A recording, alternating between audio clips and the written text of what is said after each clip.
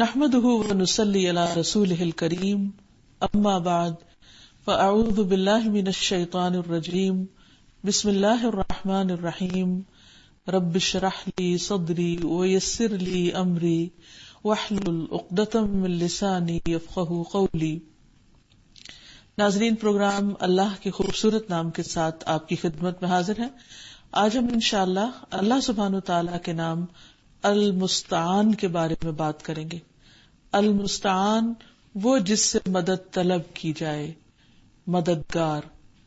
حقیقت میں اللہ سبحانہ وتعالی ہی وہ ہستی ہے، وہ ذات ہے کہ جس سے ساری مخلوق اپنی حاجات طلب کر رہی ہے، دعائیں کر رہی ہے، مدد مانگ رہی ہے، اور وہی اس اہل ہے، اس قابل ہے کہ سب کی ضروریات پوری کر سکے۔ اس لیے ہم سب کو اسی کی عبادت کرنی چاہیے اور اسی سے مدد مانگنی چاہیے، جیسے کہ قرآن مجید میں آتا ہے ایاک نعبد و ایاک نستعین، صرف تیری ہی ہم عبادت کرتے ہیں اور صرف تجھی سے ہم مدد چاہتے ہیں۔ یعنی کسی بھی قسم کا جو فائدہ ہمیں درکار ہے، کوئی بھی کسی قسم کی مدد ہمیں چاہیے تو وہ ہم تجھ سے مانگتے ہیں۔ اسی طرح کوئی بھی ہماری زندگی میں مشکل ہے، پریشانی ہے، غم ہے، دکھ ہے، تکلیف ہے، تو اس کو دور کرنے کے لیے، ہر طرح کی نقصان دہ چیزوں کو دور کرنے کے لیے اپنی ذات سے ہم تجھ سے مدد چاہتے ہیں، اس لیے کہ تو مدد کرنے پر قادر ہے۔ انک علی کل شیء قدیر، یقیناً تو ہر چیز پر پوری قدرت رکھتا ہے۔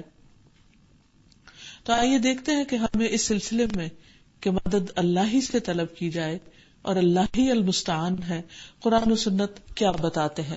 سب سے پہلی بات تو یہ ہے کہ اللہ تعالیٰ فرماتے ہیں کہ تم مجھ سے مانگو، وقال ربکم ادعونی استجب لکم، اور تمہارا رب کہتا ہے کہ مجھ سے دعا کرو، مجھ سے طلب کرو، مجھ سے مدد مانگو، استجب لکم، میں تمہاری دعا قبول کروں گا۔ اور پھر جو نہیں مانگتے، اللہ سبحانہ وتعالیٰ ان سے ناراض ہوتا ہے۔ ان الذین یستکبرون عن عبادتی سیدخلون جہنم داخرین، بے شک وہ لوگ جو میری عبادت سے تکبر کرتے ہیں، یعنی میرے آگے سر نہیں جھکاتے، مجھ سے نہیں مانگتے، میرے آگے ہاتھ نہیں پھیلاتے، سیدخلون جہنم داخرین، وہ ذلیل و خوار ہو کر جہنم میں داخل ہوں گے، کیونکہ جو شخص اللہ سبحانہ وتعالیٰ سے نہیں مانگتا وہ تکبر کا شکار ہوتا ہے، اور تکبر اللہ تعالیٰ کو پسند نہیں۔ جس کے دل میں رائی کے دانے برابر بھی تکبر ہوگا وہ جنت میں نہ جا سکے گا۔ اس لیے ہم سب اللہ کے بندے ہیں، اس کے مخلوق ہیں، ہم سب محتاج ہیں۔ وہ خود ہمیں بتاتا ہے یا ایھا الناس، اے لوگو، انتم الفقراء الی اللہ، تم سب اللہ کے محتاج ہو، واللہ هو الغنی الحمید، اور اللہ وہ بے نیاز تعریف والا ہے، یعنی بے نیازی صرف اسی کی ذات کو زیبا ہے، باقی بندے تو سب کے سب محتاج ہیں، ضرورت مند ہیں، فقیر ہیں۔ اس لیے ہمیں اپنی ہر حاجت میں اسی کی طرف رجوع کرنا چاہیے۔ نبی صلی اللہ علیہ وسلم نے فرمایا، جب رات کا پہلا 1/3 حصہ گزر جاتا ہے تو اللہ تعالیٰ آسمان دنیا پر نزول فرماتا ہے اور یوں فرماتے ہیں کہ میں بادشاہ ہوں، میں بادشاہ ہوں، کون ہے جو مجھ سے دعا کرے کہ میں اسے قبول کر لوں، کون ہے جو مجھ سے سوال کرے تو میں اسے عطا کر دوں، کون ہے جو مجھ سے بخشش طلب کرے تو میں اسے بخش دوں۔ اور مسلسل طلوع فجر تک ایسا ہوتا رہتا ہے۔ گویا اللہ سبحانہ وتعالی اپنے بندوں کو خود پکارتا ہے کہ آؤ مانگو مجھ سے۔ اس کے برعکس ہم دیکھتے ہیں کہ جب بندے بندوں سے مانگتے ہیں تو بندے ان سے ناراض ہونے لگتے ہیں۔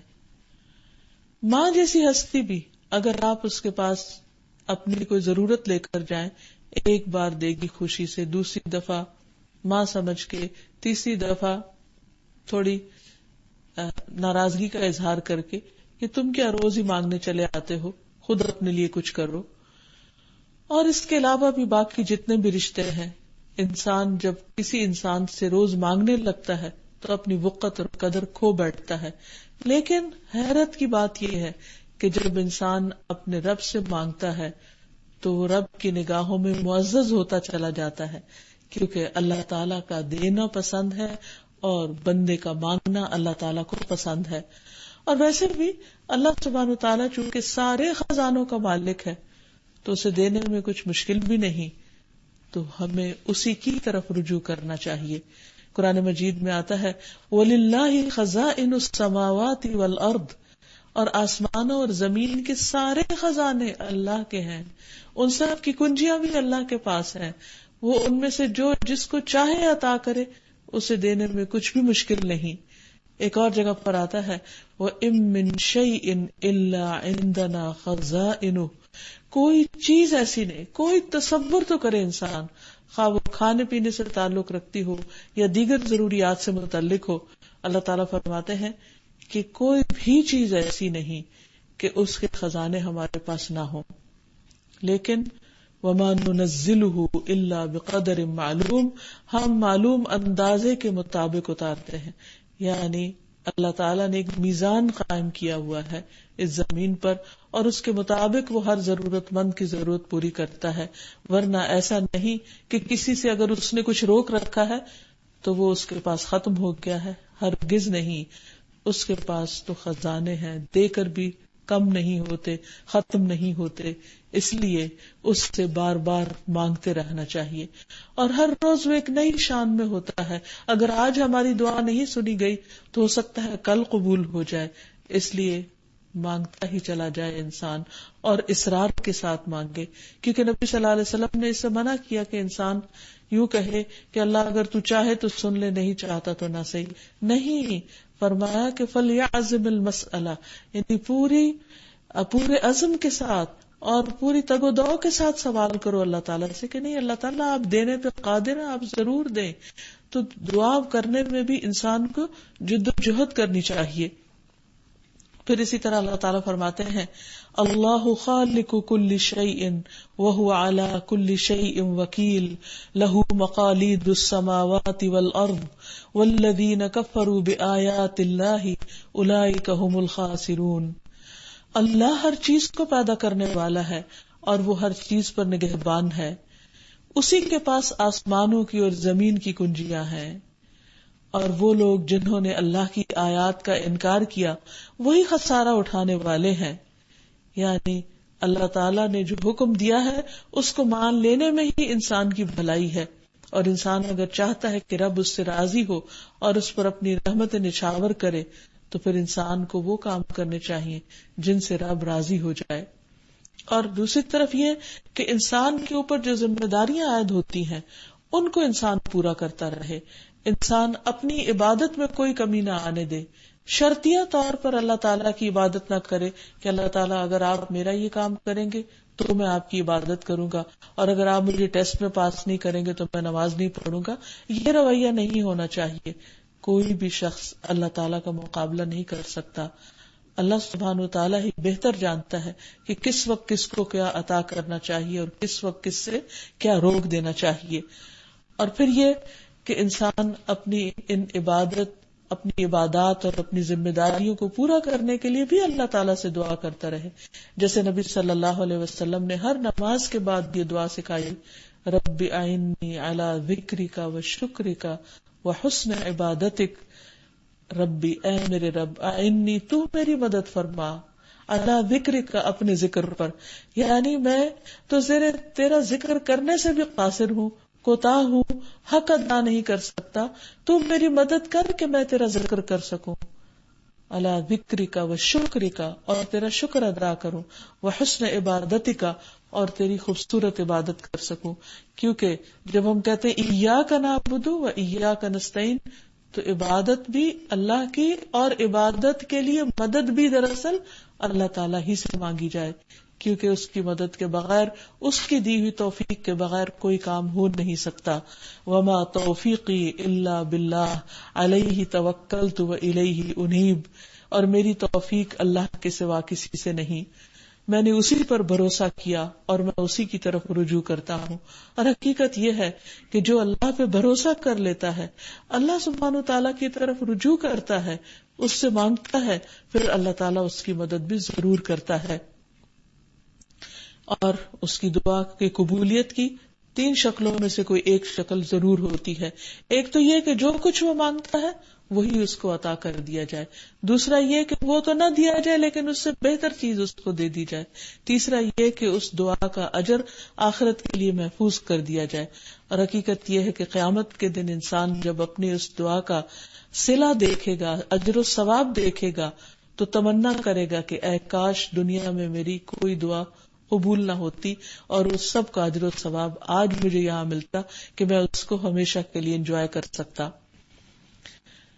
پھر یہ بھی انسان یاد رکھے کہ اللہ سبحانہ وتعالی نہ دن کو سوتے ہیں نہ رات کو سوتے ہیں، نہ اس کو نیند آتی ہے نہ اونگ آتی ہے. وہ ہر وقت اپنے بندوں کی دعائیں سن سکتے ہیں.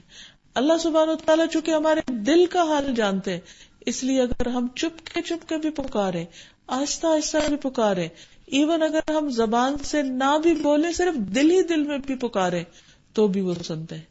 اب اس کے برعکس جب بندوں کے پاس اگر آپ جائیں تو کبھی بندے مصروف ہوتے ہیں، کبھی ان کو اپنا کوئی کام ہوتا ہے، کبھی ان کو وہ کسی تکلیف میں مبتلا ہوتے ہیں، کبھی ان کی بیماری کا مسئلہ ہے، کبھی ان کی موت کا مسئلہ ہے.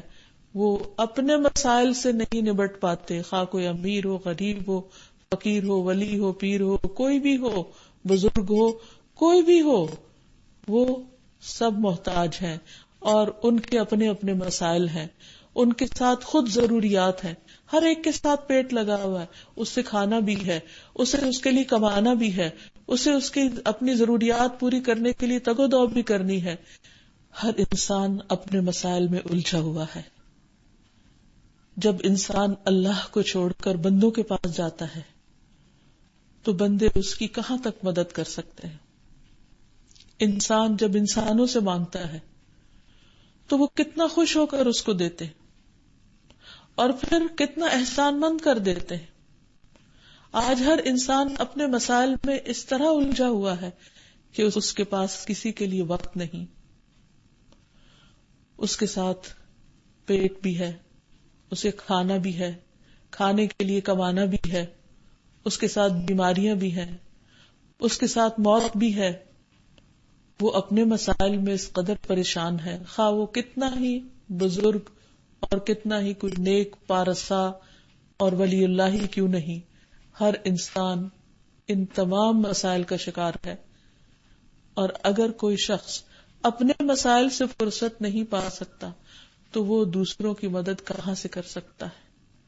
اور پھر یہ ہے کہ اس کے پاس اختیار کہاں سے ہے، اسے یہ اختیار دیا کس نے ہے. یہ اختیار تو صرف اللہ کے پاس ہے کہ وہ دوسروں کی غائبانہ طور پر مدد کرے. اسی لیے سورۃ فاتحہ میں ہر روز ہر نماز کی ہر رکعت میں ہاتھ باندھ کر ہم اللہ سبحانہ وتعالی کے سامنے عرض کرتے ہیں کہ ایاک نعبد، صرف اور صرف تیری ہی ہم عبادت کرتے ہیں، کسی اور کی نہیں. و ایاک نستعین، اور صرف تجھ سے ہم مدد مانگتے، اور سے نہیں مانگتے، کیونکہ اور مدد کرنے پر قادر ہی نہیں. مدد تو ہی کر سکتا ہے، تو ہی المستعان ہے کہ جس سے مدد مانگی جا سکتی ہے. اور مدد مانگنے اور دعا کرنے کی توفیق بھی تو ہی دیتا ہے. اگر تو توفیق نہ دے تو ہم دعا بھی نہیں کر سکتے. اس لیے سب کچھ تو تیرے ہی اختیار میں ہے. اور پھر تو اس وقت بھی مدد کرتا ہے جب بندے اپنے کاموں میں، اپنی ضروریات میں مصروف ہوتے ہیں، مشغول ہوتے ہیں.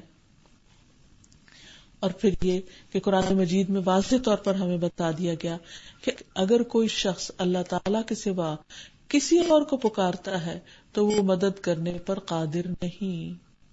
قرآن مجید میں آتا ہے قُلْ أَرَأَيْتُمْ شُرَكَاءَكُمُ الَّذِينَ تَدْعُونَ مِن دُونِ اللَّهِ أَرُونِي مَاذَا خَلَقُوا مِنَ الْأَرْضِ أَمْ لَهُمْ شِرْكٌ فِي السَّمَاوَاتِ أَمْ آتَيْنَاهُمْ كِتَابًا فَهُمْ عَلَى بَيِّنَةٍ مِّنْهُ أَمْ آتَيْنَاهُمْ كِتَابًا فَهُمْ عَلَى بَيِّنَةٍ مِّنْهُ بل ان يعد الظالمون بعضهم بعضا الا غرورا. کہہ دیجئے کیا تم نے اپنے شریکوں کو دیکھا جنہیں تم اللہ کے سوا پکارتے ہو، یعنی ان سے مدد چاہتے ہو؟ مجھے دکھاؤ زمین میں سے انہوں نے کون سی چیز پیدا کی ہے، یعنی ان کے پاس کیا اختیار ہے، انہوں نے آج تک کیا کیا ہے جو آئندہ کریں گے، یا آسمانوں میں ان کا کوئی حصہ ہے، یا ہم نے انہیں کوئی کتاب دی ہے کہ وہ اس کی کسی دلیل پر قائم ہے. یعنی کسی کتاب میں انہیں اختیارات کوئی لکھ کر دیے ہیں، بلکہ ظالم لوگ ان کے بعض کو دھوکے کے سوا کچھ وعدہ نہیں دیتے، یعنی یہ سب فریب کا کاروبار ہے، اس کی کچھ بھی حقیقت نہیں۔ پھر قرآن مجید سے یہ بھی پتہ چلتا ہے کہ اللہ کو چھوڑ کر لوگ جن دوسروں کو پکارتے ہیں وہ نہ کوئی فائدہ دے سکتے ہیں اور نہ ہی کسی نقصان سے بچا سکتے ہیں۔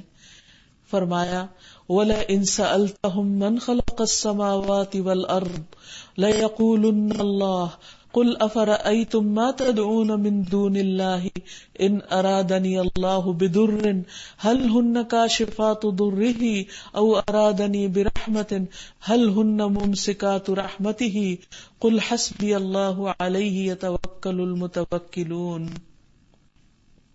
اور یقیناً اگر تو ان سے پوچھے کہ آسمانوں کو اور زمین کو کس نے پیدا کیا ہے تو ضرور ہی کہیں گے کہ اللہ نے۔ کہہ دیجئے تو کیا پھر تم نے دیکھا کہ وہ جنہیں تم اللہ کے سوا پکارتے ہو کہ اگر مجھے کوئی تکلیف پہنچانے کا ارادہ کرے تو کیا وہ اس کی تکلیف کو ہٹا سکتے ہیں؟ یا اگر وہ مجھ پر رحمت کرنا چاہے تو یہ اس کی رحمت کو روک سکتے ہیں؟ کہہ دیجئے مجھے اللہ کافی ہے اور توکل کرنے والے اس پر ہی توکل کرتے ہیں۔ قرآن مجید میں تو یہاں تک بتا دیا گیا کہ پیغمبر بھی کسی نفع نقصان کے مالک نہیں، اس کا مالک صرف اللہ ہے۔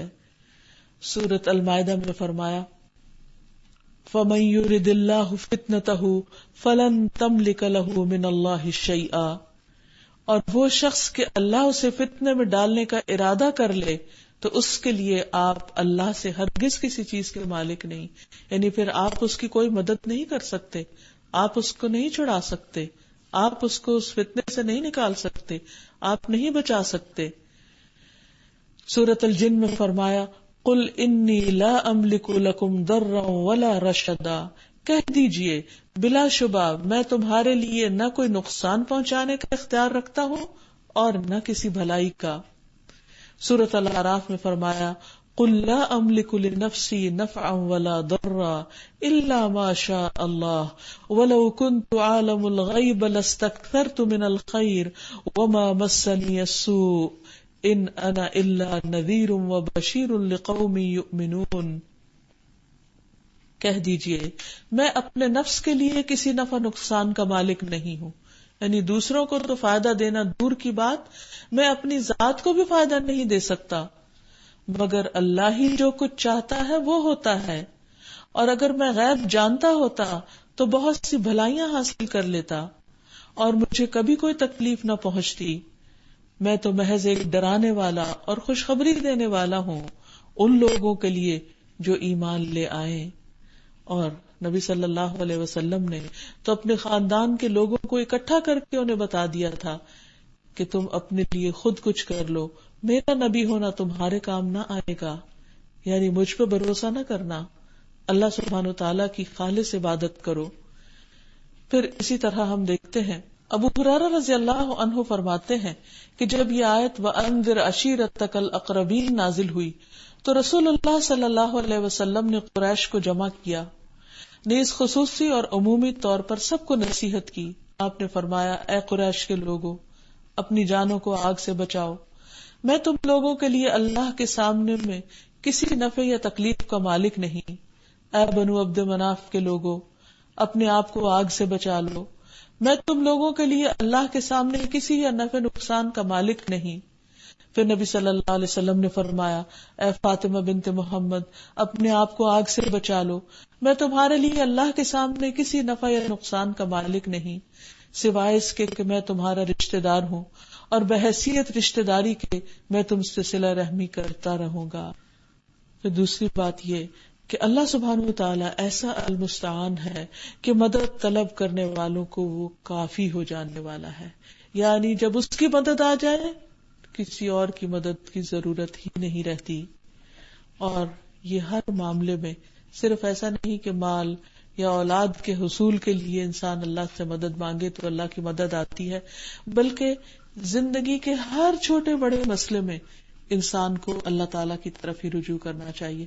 صحابہ کرام کا طریقہ کار کیا تھا کہ وہ اللہ تعالیٰ کی طرف رجوع کرتے، اور سب سے پہلے اللہ سے دعا کرتے. انسان اسباب ضرور اختیار کرے، لیکن یہ ہمیشہ دل میں رکھے کہ مدد تو اللہ ہی کرے گا. کوئی انسان بظاہر وسیلہ بھی بن رہا ہو، لیکن دل میں یہی ہو کہ اس کو بھی اللہ ہی نے بھیجا ہے، یہ بھی اللہ ہی کی طرف سے آیا ہے. اصل مدد اللہ تعالیٰ ہی کی ہے. ہم دیکھتے ہیں کہ یعقوب علیہ السلام جب ان کے بیٹوں نے اپنے ہی بھائی کو کنویں میں پھینک دیا اور واپس آ کر جھوٹ موٹ ان کو بتایا کہ وہ کہاں چلے گئے، تو ایسی صورت میں یعقوب علیہ السلام کے دل نے ان کی بات نہیں مانی، لیکن ان سے بہت زیادہ کھود کورید بھی نہیں کی، انہیں ڈانٹ ڈپٹ بھی نہیں کی، ان کے سامنے اپنے رنج و غم کا اظہار بھی نہیں کیا زیادہ، بلکہ اللہ سبحانہ و تعالیٰ سے مدد مانگی اور کہا واللہ المستعان علی ما تصفون. اللہ ہی سے مدد مانگی جا سکتی ہے اس پر جو تم بیان کر رہے ہو، یعنی تمہاری یہ کہانی جو تم نے گھڑی ہے اس کے مقابلے میں کیا کہہ سکتا ہوں. میرا مددگار اللہ ہے اور میں اسی سے مدد طلب کرتا ہوں. پھر اسی طرح جب کوئی شخص اللہ تعالیٰ پر بھروسہ کرتا ہے تو اللہ تعالیٰ بھروسہ کرنے والوں کے لیے بھی کافی ہو جاتا ہے. قرآن مجید میں آتا ہے وَمَن يَتَوَكَّلْ عَلَى اللَّهِ فَهُوَ حَسْبُهُ، جو اللہ پر توکل کرتا ہے اللہ اس کے لیے کافی ہوتا ہے. ان اللہ بالغ امرہ، اللہ اپنے کام کو، اپنے مقصد کو پہنچنے والا ہے. قد جعل اللہ لکل شیء قدرا، بلا شبہ اللہ نے ہر چیز کا ایک اندازہ مقرر کر رکھا ہے. حالانکہ اللہ تو اپنا کام پورا کر کے رہے گا. ایک اور جگہ پر آتا ہے الیس اللہ بکاف عبدہ، کیا اللہ اپنے بندے کے لیے کافی نہیں؟ اے بندے تو اللہ کو چھوڑ کر کسی اور کی طرف دیکھتا بھی کیوں ہے؟ کیا اللہ تیرے لیے کافی نہیں؟ ابراہیم علیہ السلام کو جب آگ میں پھینکا جا رہا تھا تو انہوں نے اس وقت کیا کہا تھا؟ حسبی اللہ ونعم الوکیل، کافی ہے مجھے اللہ جو بہترین کارساز ہے. انہوں نے کسی اور کی طرف نہیں دیکھا. اور پھر یونس علیہ السلام کو دیکھیے کہ مچھلی کے پیٹ میں کس کو پکارتے ہیں اور کس طرح اللہ تعالیٰ ان کو کافی ہو جاتے ہیں اور ان کی مدد کرتے ہیں. لا الہ الا انت سبحانک سبحانک انی کنت من الظالمین، نہیں کوئی الہ مگر تو ہی، پاک ہے تو اور بے شک میں ظالموں میں سے ہوں. تو اللہ تعالیٰ فرماتے فاستجبنا لہ، ہم نے اس کی دعا قبول کر لی. یعنی اللہ سبحانہ وتعالیٰ سے جب کوئی مدد مانگتا ہے تو اللہ تعالیٰ اس کی مدد کے لیے کافی ہو جاتا ہے. نوح علیہ السلام نے اپنی مشکل میں کس کو پکارا تھا؟ اللہ تعالیٰ نے ان کے بارے میں فرمایا وَنُوحًا إِذْ نَادَى مِن قَبْلُ فَاسْتَجَبْنَا لَهُ، اور نوح کو بھی جب اس نے اس سے پہلے پکارا تو ہم نے اس کی دعا قبول کر لی، ہم اس کو کافی ہو گئے. اور پھر اللہ سبحانہ وتعالیٰ کسی بھی بندے کو خالی ہاتھ لوٹانا پسند نہیں کرتا. یہ تو پیغمبر تھے اللہ کے مقرب بندے، لیکن ایک عام انسان بھی اللہ تعالیٰ سے جب مانگتا ہے تو اللہ تعالیٰ اس کو خالی ہاتھ نہیں لوٹاتا. رسول اللہ صلی اللہ علیہ وسلم نے فرمایا تمہارا رب بڑی شرم والا اور بڑے کرم والا ہے. اس کو اس بات سے شرم آتی ہے کہ اس کا کوئی بندہ اس کے آگے اپنے دونوں ہاتھ پھیلائے اور وہ ان دونوں میں کوئی خیر نہ ڈالے، ان کو خالی ہاتھ لوٹا دے. اللہ تعالیٰ کو یہ پسند نہیں. اس لیے خوب ہاتھ اٹھا کر اپنے رب سے مانگتے چلے جانا چاہیے. اور پھر کچھ لوگوں کی دعائیں دوسروں کے مقابلے میں اور بھی زیادہ جلد قبول ہوتی ہیں، جن میں خاص طور پر مظلوم کی دعا. رسول اللہ صلی اللہ علیہ وسلم نے فرمایا مظلوم کی دعا قبول کی جاتی ہے خواہ وہ گناہگار ہی ہو اور اس کا گناہ اس کے نفس پر ہے، یعنی اس کا گناہ اس کے ساتھ ہے، لیکن دعا اللہ تعالیٰ کی طرف اٹھ جاتی ہے اور قبول ہو جاتی ہے. اسی طرح نبی صلی اللہ علیہ وسلم نے فرمایا 3 قسم کے لوگوں کی دعائیں قبول ہوتی ہیں اور ان کی قبولیت میں کوئی شک و شبہ نہیں. مظلوم کی دعا، مسافر کی دعا اور والد کی دعا اپنی اولاد کے لیے. اس لیے بچوں کی طرف سے آنے والی تکلیفوں پر انسان کو پریشان نہیں ہونا چاہیے. ان کی ہدایت اور اصلاح کے لیے کثرت سے دعا مانگتے چلے جانا چاہیے. پھر اسی طرح یوسف علیہ السلام نے قید خانے میں اپنے رب کو پکارا، اللہ تعالیٰ نے ان کی پکار قبول کر لی. پھر اسی طرح دیگر نیک بندے اللہ کے جب بھی اس کو پکارتے ہیں اللہ تعالیٰ ان کو کافی ہو جاتا ہے. پھر اللہ تعالیٰ ایسا المستعان ہے کہ جس سے مانگ کر انسان سراسر فائدے میں رہتا ہے، کیونکہ انسان جب اللہ سے مانگتا ہے تو پر امید ہوتا ہے، اور امید کیا ہوتی ہے کہ اس کے پاس تو سب کچھ ہے اور وہ ہر چیز کرنے پر قادر بھی ہے، اس لیے میں نے اس سے مانگا ہے جو دینا پسند کرتا ہے اور جو ضرور دے گا اور جو ضرور میری مدد کرے گا. تو اس لیے انسان کے اندر ایک ہوپ اٹھتی ہے، ایک امید ہوتی ہے، اور انسان مایوسی سے بچ جاتا ہے. اسی لیے ہم دیکھتے ہیں کہ یوسف علیہ السلام کو جدا ہوئے ایک عرصہ بیت چکا تھا، لیکن یعقوب علیہ السلام کبھی بھی مایوس نہیں ہوئے.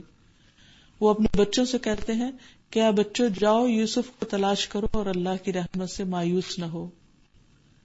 یا بنی اذهبوا فتحسسوا عن یوسف ولا تیأسوا انہ لا ییأس من روح اللہ الا القوم الکافرون. کہ اے میرے بچوں جاؤ اور یوسف اور اس کے بھائی کا سراغ لگاؤ اور اللہ کی رحمت سے مایوس نہ ہو. بے شک حقیقت یہ ہے کہ اللہ کی رحمت سے نہیں نا امید ہوتے مگر وہی لوگ جو کافر ہیں. پھر اللہ تعالیٰ کو پکارنے کا ایک فائدہ یہ ہے کہ انسان نقصان سے بچ جاتا ہے. بعض اوقات انسان جب جو چیز مانگتا ہے اس کی وہ دعا نہیں قبول ہوتی، لیکن انسان پر آنے والی ایک آزمائش ٹال دی جاتی ہے اس دعا کی برکت سے، یا کوئی تکلیف پھیر دی جاتی ہے. پھر اسی طرح کچھ دعائیں خاص طور پر ایسی سکھائی گئی کہ جو صبح شام پڑھی جائیں تو انسان ہر طرح کے نقصانات سے محفوظ رہتا ہے. اس میں سے ایک دعا ہے کہ جس کے بارے میں نبی صلی اللہ علیہ وسلم نے فرمایا جو شخص شام کو 3 مرتبہ یہ دعا پڑھے گا اعوذ بکلمات اللہ التامات من شر ما خلق، تو اسے اس رات کوئی زہر اثر نہیں کرے گا. سہیل کہتے ہیں کہ ہمارے گھر والے اسے سکھایا کرتے تھے اور رات کے وقت اس کو پڑھتے تھے. چنانچہ ایک مرتبہ ان میں سے کسی لڑکی کو کسی چیز نے ڈنگ مار دیا، لیکن اس پر کسی قسم کا زہر اثر انداز نہ ہوا، کوئی تکلیف نہ ہوئی. پھر اسی طرح اللہ سبحانہ و تعالیٰ دعاؤں کی برکت سے انسان کو پہلے سے بھی زیادہ بہتر نعمتیں عطا فرماتے ہیں. کیونکہ بعض اوقات انسان کے پاس ایک نعمت ہوتی ہے اور وہ چھن جاتی، انسان پریشان ہو اٹھتا ہے، پھر اللہ تعالیٰ سے اس کے واپس آنے کی دعا کرتا ہے اور خوب خوب دعائیں کرتا ہے. تو اللہ تعالیٰ بعض اوقات پچھلی چیز سے بھی زیادہ بہتر چیز عطا کرتے ہیں. مثلاً ایک شخص اگر بیمار ہو جاتا ہے تو بیماری عام طور پر کیا ہوتا ہے کہ پہلے تھوڑی تھوڑی ہوتی رہتی ہے، پھر ایک دم زیادہ ہو جاتی ہے اور انسان ہر کام سے عاجز ہو جاتا ہے.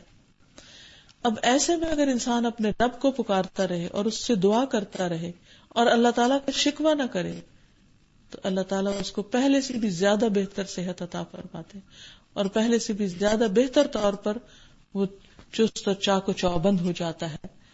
اسی طرح انسان رنج و غم کے موقع پر جب انا للہ و انا الیہ راجعون اللہم اجرنی فی مصیبتی واخلف لی خیرا منہا پڑھتا ہے تو اس پر بھی اللہ تعالیٰ کا وعدہ ہے کہ وہ پہلے سے بہتر چیز عطا کرتا ہے. جس سے حضرت ام سلمہ کو نبی صلی اللہ علیہ وسلم نے ابو سلمہ کی وفات کے موقع پر یہ پڑھنے کے لیے کہا تو اس کے بعد ان کی شادی نبی صلی اللہ علیہ وسلم کے ساتھ ہوئی جو بہرحال ابو سلمہ سے بہتر تھے. پھر اسی طرح انسان کو مہلک بیماریوں سے شفا حاصل ہو جاتی ہے، جیسے ایوب علیہ السلام کو اللہ تعالیٰ نے شفا دی. قرآن مجید میں آتا ہے وَاذْكُرْ عَبْدَنَا أَيُّوبَ إِذْ نَادَى رَبَّهُ أَنِّي مَسَّنِيَ الشَّيْطَانُ بِالنُّصْبٍ وَعَذَابٍ اُرْكُضْ بِرِجْلِكَ هَذَا مُغْتَسَلٌ بَارِدٌ وَشَرَابٌ. اور ہمارے بندے ایوب کو یاد کرو جب اس نے اپنے رب کو پکارا کہ بے شک شیطان نے مجھے بڑا دکھ اور تکلیف پہنچائی ہے. فرمایا اپنا پاؤں مار، یہ نہانے کا اور پینے کا ٹھنڈا پانی ہے، یعنی یہ ان کا علاج تھا، پانی سے ان کو شفا ہو گئی. ایک اور جگہ پر آتا ہے وَأَيُّوبَ إِذْ نَادَى رَبَّهُ أَنِّي مَسَّنِيَ الضُّرُّ وَأَنْتَ أَرْحَمُ الرَّاحِمِينَ فاستجبنا له فكشفنا ما به من ضر وآتيناه أهله ومثلهم معهم رحمة من عندنا وذكرى للعابدين. اور ایوب جب اس نے اپنے رب کو پکارا کہ بے شک مجھے تکلیف پہنچی ہے اور تو رحم کرنے والوں میں سب سے زیادہ رحم کرنے والا ہے، تو ہم نے اس کی دعا قبول کر لی، بس اسے جو بھی تکلیف تھی دور کر دی اور اسے اس کے گھر والے اور ان کے ساتھ ان کی مثل اور عطا کر دیے اپنے پاس سے رحمت کے لیے اور ان لوگوں کی یاد دہانی کے لیے جو عبادت کرنے والے ہیں، کہ وہ بھی اللہ کی رحمت سے مایوس نہ ہو. اللہ ان کی بھی دعائیں ضرور سنے گا. اسی طرح مشکل وقت میں جب انسان کہتا ہے اللہم لا سہل الا ما جعلتہ سہلا وانت تجعل الحزن اذا شئت سہلا، تو اللہ تعالی جب چاہتا ہے مشکل چیز کو آسان فرما دیتا ہے. اور اس کا ترجمہ ہے اے اللہ کوئی چیز آسان نہیں مگر جس کو تو آسان کر دے، اور تو جب چاہتا ہے تو مشکل چیز کو بھی آسان کر دیتا ہے. پھر ہم دیکھتے ہیں کہ کس طرح جنگ بدر کے موقع پر نبی صلی اللہ علیہ وسلم نے اللہ تعالیٰ سے خوب خوب دعائیں کی، سجدے میں پڑھ کر اللہ تعالیٰ کو پکارا، اور اللہ تعالیٰ نے فرشتوں کے ذریعے کیسی مدد فرمائی کہ ایک چھوٹا سا گروہ اپنے سے 3 گنا بڑے گروہ پر غالب آ گیا. پھر اسی طرح انسان جب اللہ تعالیٰ کو پکارتا ہے تو انسان کے اپنے دل کی اصلاح ہوتی ہے. دعا ایک عبادت ہے، انسان کے اجر و ثواب میں اضافہ ہوتا ہے، انسان کو برائیوں سے نجات ملتی ہے.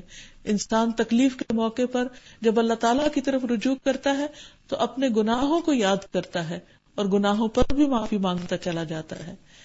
تو اس نام کا بندے کی زندگی پر اثر کیا ہونا چاہیے؟ اس میں سب سے پہلی بات تو یہ کہ انسان اپنی چھوٹی بڑی ہر مشکل میں اپنے رب کی طرف رجوع کرے اور اسی سے دعا کرے اور اس کے المستعان ہونے پر پورا یقین رکھے. پھر اسی طرح یہ ہے کہ صرف اسی سے مانگے، کسی اور کو اس میں شریک نہ کرے. موسیٰ علیہ السلام اپنی قوم کو صرف اللہ تعالیٰ سے مانگنے کی تلقین کرتے ہیں. قال موسیٰ لقومہ استعینوا باللہ واصبروا، اور موسیٰ علیہ السلام نے اپنی قوم سے کہا کہ اے قوم اللہ سے مدد مانگو اور صبر کرو. پھر اسی طرح نبی صلی اللہ علیہ وسلم اپنے رب ہی کو پکارتے تھے اور خالص اسی کو پکارتے تھے، اور اللہ تعالیٰ نے حکم بھی یہی دیا ہے کہ صرف خالصتاً اسی کو پکارو. هو الحی لا الہ الا ہوا فادعوہ مخلصین لہ الدین الحمد للہ رب العالمین. وہی زندہ ہے، اس کے سوا کوئی معبود نہیں، سو اسے پکارو اس حال میں کہ اسی کے لیے دین کو خالص کرنے والے ہو. سب تعریف اللہ کے لیے ہے جو تمام جہانوں کا رب ہے.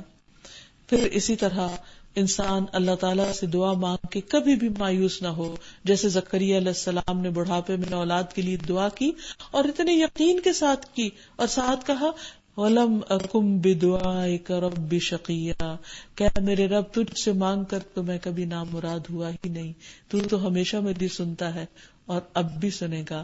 یعنی ہمیشہ پازیٹو رہے انسان، اور یہ نہ سوچے کہ شاید میری دعا نہ قبول ہو. نہیں، ضرور ہوگی، یا فوراً ہو جائے گی، یا دیر سے ہوگی، یا پھر اس سے بہتر کوئی چیز مل جائے گی، یا آخرت میں اس سے بہتر کچھ اور ثواب مل جائے گا. پھر اسی طرح یہ ہے کہ انسان چونکہ اللہ کی عبادت کے لیے پیدا کیا گیا، تو جتنی دیر انسان دعا کرتا ہے وہ دراصل اللہ کی عبادت کی حالت میں ہوتا ہے. تو اس سے انسان کو اللہ تعالیٰ کا قرب نصیب ہوتا ہے. اور پھر دوسری بات یہ کہ انسان کو غیر اللہ سے کچھ بھی نہیں مانگنا چاہیے، نہ کسی فرشتے سے، نہ کسی نیک انسان سے، اور نہ ہی کسی پیغمبر سے.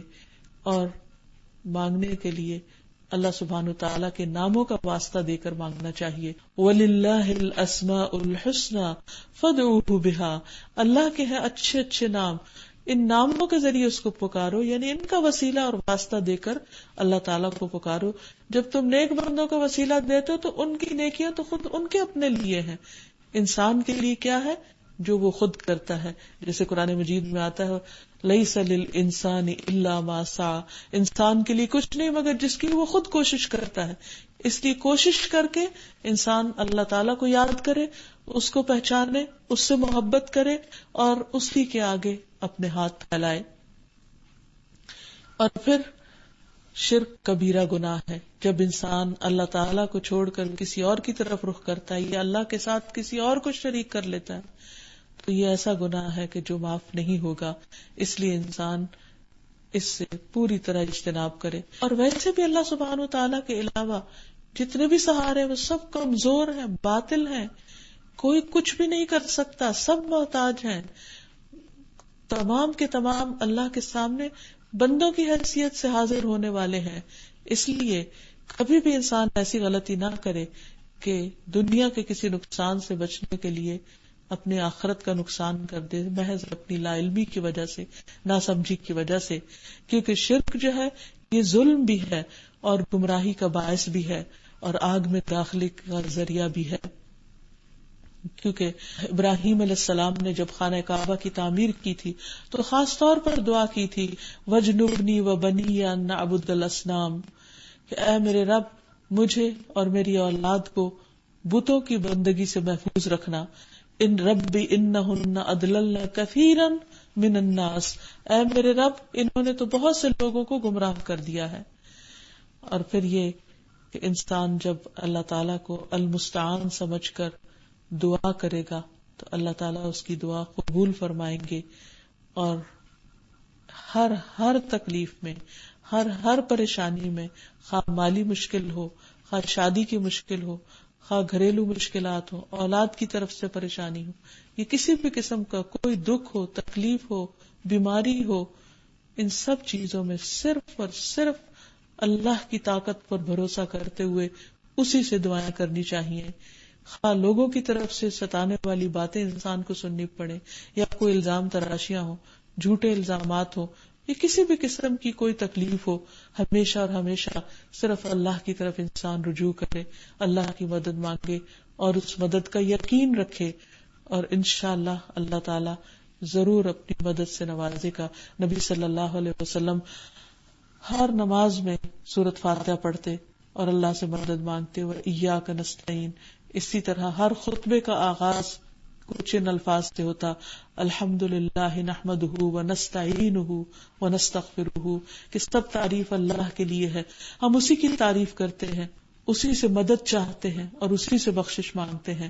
تو ہمیں بھی ہمیشہ نبی صلی اللہ علیہ وسلم کے طریقہ کار کی پیروی کرتے ہوئے اللہ تعالیٰ سے دعا کرنی چاہیے اور اللہ ہی کو اپنا المستعان مددگار سمجھنا چاہیے. اللہ تعالیٰ ساری مشکلات میں ہم سب کا حامی و ناصر ہو اور ہمیں ہر طرح کے شرک سے محفوظ کرتے ہوئے ہماری دعاؤں کو اپنے لیے ہی خالص کر لے اور ہم ہر مشکل میں اسی کی طرف رجوع کرنے والے ہوں. وآخر دعوانا ان الحمد للہ رب العالمین. السلام علیکم ورحمۃ اللہ وبرکاتہ.